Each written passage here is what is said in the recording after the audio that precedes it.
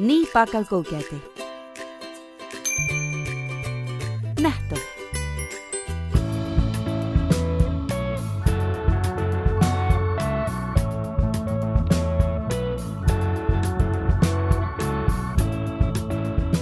Komið sæl og verið velkomin í sjónvarp Víkurfrétta. Við ætlum að beina sjónum okkar að auðlindagarðinum á Reykjanesi í þessum þætti. Það er svolítið sérstakt að tala heilnæmt iðnaðarskólp og að það hafi gefið af sér fjölda fyrirtækja sem hafi yfir 400 starfsmenn á Suðurnesjum. Ásgeir Margeirsson tók við sem forstjóri HS Orku síðustu áramót en þá tóku gildi ný lög orkufyrirtæki. Ásgeir segir umræðan fyrirtækið oft hafa verið á villigötum en mörg bæjarfélag á Suðurnesjum seldu hlut sinn í hitaveitu Suðurnesja þegar ný lög skiptingu fyrirtækisins í HS Veitur og HS Orku tóku gildi fyrir nokkrum árum. HS Orka á orkuverin í Svartsengi og á Reykjanesi en leigir auðlindirnir af eigandunum, Grindavíkurbæ og ríkinu. Það eruðu breytingar á lögum síðustu áramót orkusölu og dreifiveitu. Hvað getur sagt okkur það? Jó, það er rétt. Þessi lög voru reyndar sett voru 2008 en komu síðan ekki til framkvæmda fyrir nýliðin áramót og þau byggja á tilskipun Evrópusambandsins í raforkumálum sem að gengur út á að greina á milli samkeppnisstarfsemi og einkaleyfisstarfsemi. Samkeppnisstarfsemin er þá framleiðsla og sala á raforku og einkaleyfisstarfsemin er dreifiveitustarfsemi, það sem að hér hefur verið kallað rafveita. Og þess vegna þurfti að skilja á sínum tíma starfsemi hitaveitu Suðurnesja í tvennt, annars vegar í HS Orku og hins vegar í HS Veitur. Þessi skipting átti sér stað í desember 2008 en kom ekki að fullu til framkvæmda fyrir nýliðin áramót. Og HS Orka á og rekur orkuverin í Svartsengi og Reykjanesi en HS Veitur reka veitukerfin á Suðurnesjum, rafveitukerfið, hitaveitu dreifikerfið og vatnsveitur á svona flestum stöðum. Og þetta er alveg aðskilin fyrirtæki með aðskilið eignarhald. Við búum saman í dag hérna á Brekkustígnum, þessi fyrirtæki bæði. Sumir starfsmenn sem áður voru hjá Hitaveitu Suðurnesja starfa eingöngu fyrir HS Orku, aðrir starfa eingöngu fyrir HS Veitur og enn aðrir starfa að hluta til fyrir bæði félögin. En það gerum við einmitt til þess að halda aftur af kostnaðarhækkunum vegna þessar uppskiptingar, þannig að rekstrarkostnaðurinn verði ekki óþægilega hár með að sjálfsögðu hagsmuni neytenda að leiðarljósi. En það verður forstjóraskipti, það verður að vera tveir stjórnendur í tveimur fyrirtækjum. Já, lögin kveða á að sá sem að stýrir öðru megi ekki vera undir áhrifum af hinu og þess vegna þurftu að vera tveir forstjórar, það er að segja einn yfir hvoru félagi. Það mátti ekki lengur vera sami forstjóri yfir báðum félagunum. Og þá breyttust starfið mitt frá því að vera stjórnarformaður HS Orku sem ég hafði verið í 4 ár yfir það að vera forstjóri.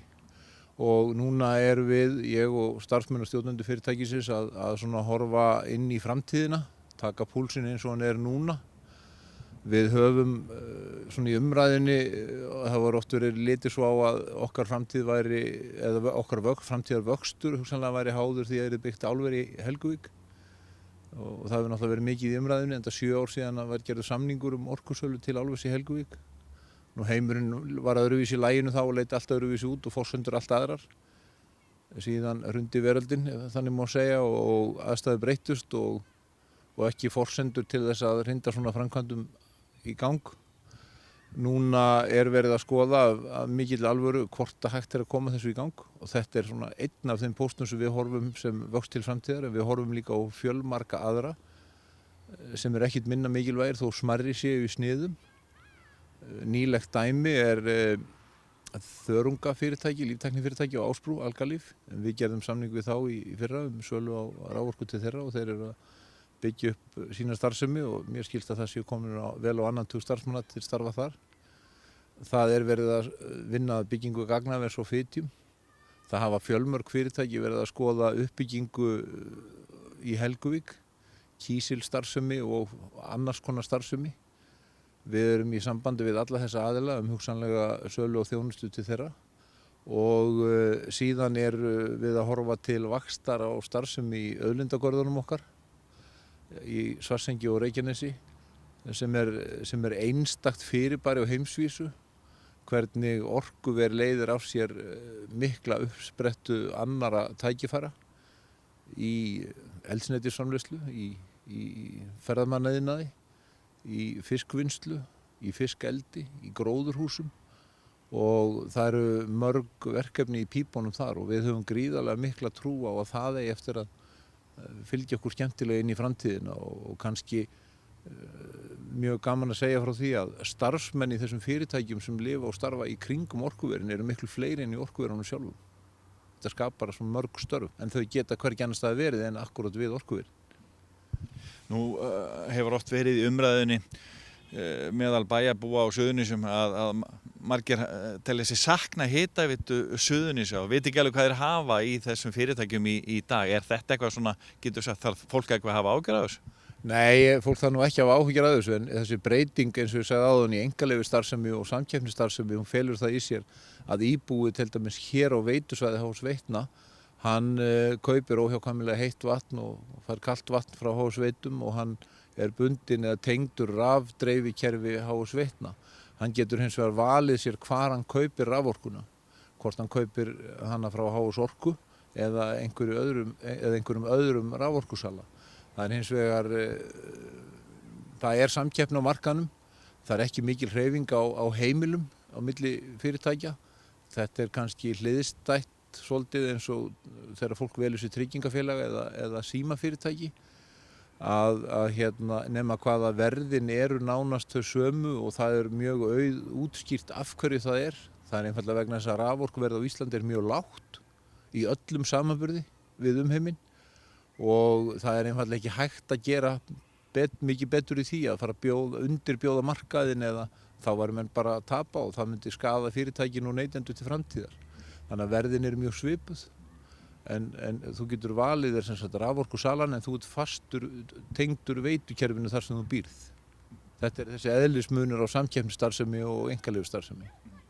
Hvað geturðu sagt okkur hversu mikla orku þið getið náð í og hvernig sú staða er og hvernig þið hagið ykkur gagnvart náttúrunni? Í fyrsta lagi setjum við náttúruna í öndvegi. Við erum umhverfis fólk og náttúruverndarsinnar. Í okkar hópi er fólk sem er mjög fært og menntað á því sviði. Allt sem við gerum hefur einhver áhrif á náttúruna, þá ekki bara við sem orkufyrirtæki, heldur við sem einstaklingar líka. Við höfum áhrif á umhverfið þegar við keyrum bílinn okkar. Við getum haft áhrif á umhverfið bara þegar við förum í göngutúr. Og við höfum áhrif á umhverfið gegnum það sem við kaupum inn til heimilisins og hvernig við förum með sorpið, svo dæmis í tekið, ekki minnst á fráveitur og skólp. Við vöndum okkur í hvívetna, við fylgjum að sjálfsögðu öllum reglum sem gilda, sem eru mjög stífar, það þarf að fá leyfi fyrir öllum hlutum, það þarf að fara í gegnum umhverfismat og svo framvegis. Það þarf kannski 30 leyfi til þess að reisa eitt orkuver þó þess ekki endilega stórt. Við fylgjum því. Umræðan er oft á tíðum ómakleg og ósanngjörn og rangfærslur mjög miklar í tengslum við það. Við skulum hins vegar hafa í huga að ávinningurinn af starfsemi íslenskra orkufyrirtækja er alveg gríðarlegur. Það var nýlega metið að þjóðhagslegur ávinningur af því að hafa hitaveitur á Íslandi sem eru knúnar jarðhita á móti því að vera að kynda hús með olíu eins og áður var og maður man nú eftir sem ungu drengur í Keflavík þegar að olíubílarnir keyrðu og fyllt á tankana og svo þegar hitaveitan kom. Ávinningur þjóðarbúsins er 100 milljarðar króna á ári. 100 milljarðar á ári fyrir utan umhverfis ávinningin af því að vera með hreina orku. Vissulega eru fótspor orkuvera eða vinnslusvæða, borholna og lagna einhvers staðar en ávinningurinn er svo gríðarlegur ef maður setur hlutin í samhengi við eitthvað annað og meira að segja jafnvel þó að það væri ekki verið að nota olíu heldur bara rafmagn sem að væri framleitt úr raforkuverum landsins eins hrein og þau eru þá er þetta samt ávinningur upp á 60 til 70 milljarða á ári í hitaveitunum. Þannig að ávinningurinn er gríðarlegur. Og umhverfisvænn. En hvernig gengur að ná í orkuna? Er nóg til? Nei, nóg og ekki nóg. Það er spurning hvernig maður skilgreinir það. Hvað er nóg? Það er ekki ótakmarkað. við erum að vinna með takmarkað auðlind alveg eins og með fiskinn í sjónum og þetta snýst alltaf að finna jafnvægi í framleiðslunni, jafnvægi í vinnslunni. Við erum í dag að framleiða 170 megawatt af afli, rafafli, liðlega 70 hámarki í Svartsengi og 100 á Reykjanesi. Við höfum áformum að stækka Reykjanesvirkjun og auka framleiðsluna. Við erum með leyfi til þess að stækka Reykjanesvirkjun í 180 megawatt, bæta við 80 megawattum. Við eigum eftir að vinna rannsóknarvinnu og framkvæma boranir, kostnaðarsama boranir til þess að fullreyna að það sé hægt. Við höfum síðan rannsóknarleyfi á svæðinu í Eldvörpum og þar erum við í mjög góðu samstarfi við Grindvíkinga og öll yfirvöld sem að því koma að gera það með smekklegum hætti og skemma ekki þær minjar, hvort heldur fornminjar, mannvistarleifar eða náttúruna og koma því skikkanlega fyrir. Í Eldvörpum var fyrst boruð hola í byrjun 9. áratugarins, hún er búin að standa þar ónotuð í 30 ár og það er full ástæða fyrir þjóðfélagið að nýta þessa auðlind til hagsbóta fyrir fólk og þjóðfélagið allt. Þú nefnir þjóðfélagið allt. Það eru sem hafa áhyggjur af því hverjir séu eigendur til dæmis orkufyrirtækjanna? Já, það er eðlilegt. HS Orka er eina orkufyrirtækið af einhverju verulegri stærð á Íslandi sem er í einkaeigu. Hitaveita Suðurnesja var náttúrulega í eigu sveitarfélaga og ríkis og eftir breytingarnar sem ég nefndi áðan 2008 þá var seldur hlutur í HS Orku. Áður hafði reyndar hluti af Hitaveitu Suðurnesja verið seldur til einkaaðila og það var ríkið sem seldi sinn hlut þar og síðan fleiri aðilar líka og það var einfaldlega sú staða að þeir eigendur vildu selja og þá má spyrja sig, byrju á að skylda þá til að eiga þannig að þeir megi ekki selja. Það kann að vera að það sé rétt en það var allavega ekki gert.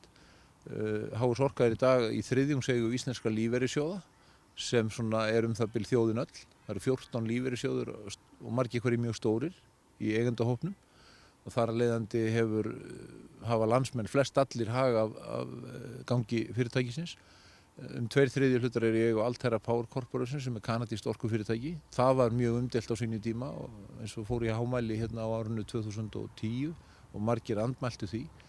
Það hins vegar kom mjög skýrt fram í allri þeirri umræðu og framhaldi hennar að þetta var algjörlega allt í samræmi við lög og reglur. Það hefur hins vegar reynst fyrirtækinu afskaplega gott. Eigendur fyrirtækisins fyrir þennan tíma gátu ekki stutt það inn í framtíðina og það var algjört lykilatriði fyrir HS Orku í úrvinnslu hrunsins, ef svo má segja, að vera með sterka aðilar sem gátu stutt við fyrirtækið eftir það sem á dundi og ég er svolítið hræddur að fyrri eigendur hefðu ekki getað það og þá værum við í miklu verri stöðu heldur en við erum í dag. En staðan í dag er einmitt nokkuð góð út af stuðningi eigandana. Þurfa notendur ekki hafa áhyggjur af verðinu sem útlenskur aðili, myndi hann vilja græða meira á okkur, ef við getum orðað það þannig?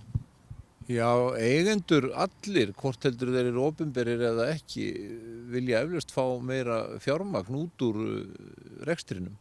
Hins vegar eru okkar eigendur þannig þenkjandi að þeir vilja fyrst og fremst byggja fyrirtækið upp. Ef það kæmi til verulegar orkuverðshækkunar á Íslandi af einhverjum ástæðum, þá verði kannski samkeppnin meiri og beittari, því hún getur ekki verið mjög beitt því það eru allir á lægstu verðum og starfsemin myndi kannski skilja einhverju meira til eigandana en áhersla okkar eiganda er ekki að taka fjármagn út úr fyrirtækinu heldur byggjað upp og efla vöxt þess og viðgang.